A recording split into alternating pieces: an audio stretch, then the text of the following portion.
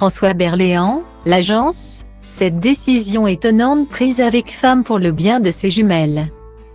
Depuis le 12 janvier 2023, la chaîne TMC diffuse la nouvelle saison du programme immobilier L'Agence, qui se base sur la vente et l'achat de biens de luxe.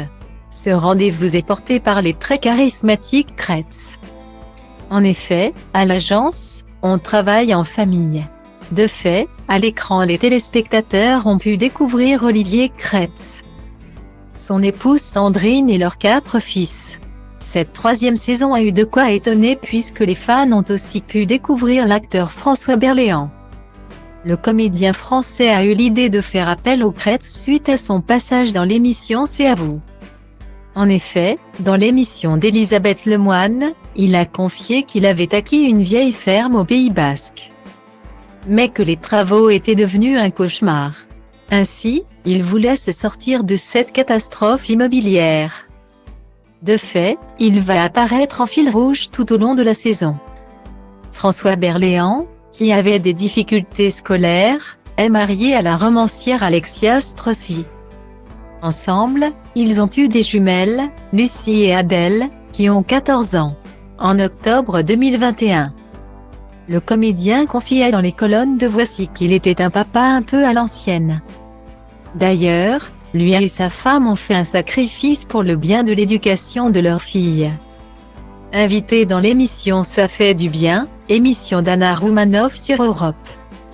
En mars 2021, la romancière avait révélé que le couple avait pris une décision assez atypique pour leurs enfants.